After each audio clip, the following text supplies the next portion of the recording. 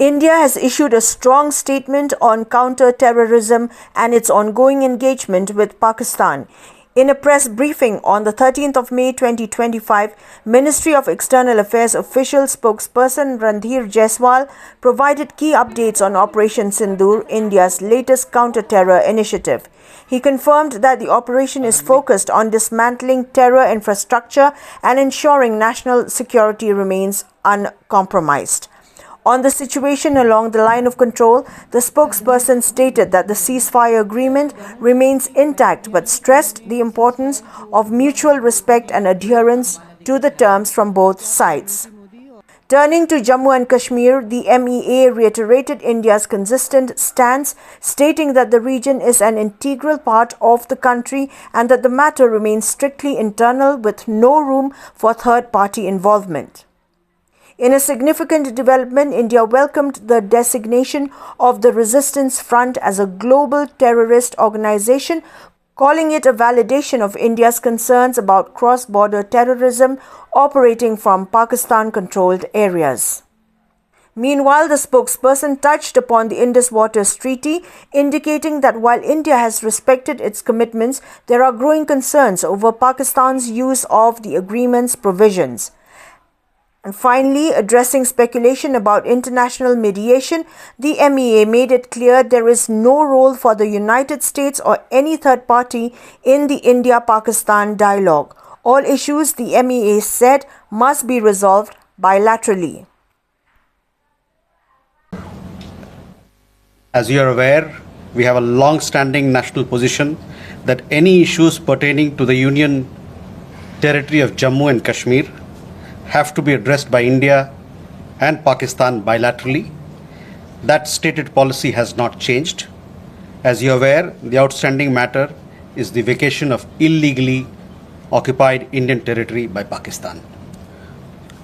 Time and wording of the understanding was worked out between the DGMOs of the two countries at their phone call on 10th May 2025, commencing at 15:35 hours. The Foreign Secretary had made a statement in this regard, as you would be aware. The request for this call was received by MEA from the Pakistani High Commission at 12:37 hours. The Pakistani side had initial difficulties connecting the hotline connecting to the Indian side due to technical difficulties. The timing was then decided based on the availability of the Indian DGMO at 15:35 hours. You will of course appreciate that early on 10th morning, we had mounted an extremely effective attack on key Pakistani Air Force bases. That was the reason they were now willing to stop firing and military action.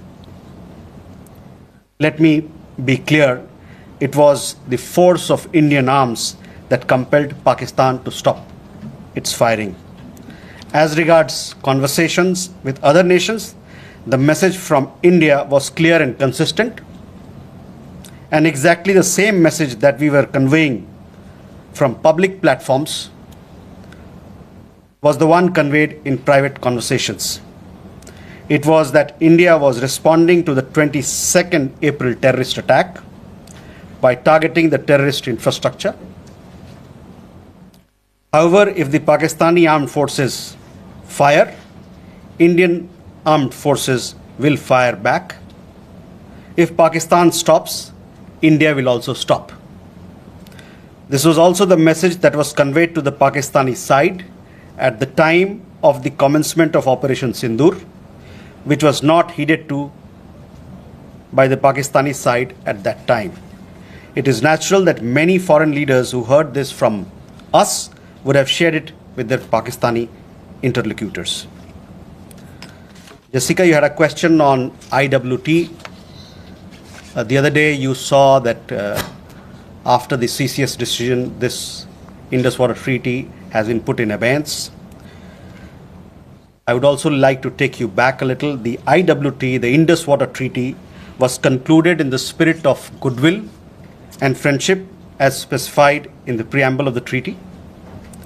However, Pakistan has held these principles in abeyance by its promotion of cross-border terrorism for several decades now. Now, as per CCS decision that I referred to of 23rd April, India will keep the treaty in abeyance until Pakistan credibly and irrevocably abjures its support for cross-border terrorism. Please also note that climate change, demographic shifts, and technological changes have created new realities on ground as well. From the time of Operation Sindoor, commenced on 7th May, till the understanding on cessation of firing and military action on 10th May, there were conversations between Indian and US leaders on the evolving military situation. The issue of trade did not come up in any of these discussions. We have seen the statement made by the Pakistani side that a nation which has nurtured terrorism on an industrial scale should think that it can escape the consequences is fooling itself. The terrorist infrastructure sites that India destroyed were responsible not only for the deaths of Indians, but of many other innocents around the world. There is now a new normal. The sooner Pakistan gets it, the better it is.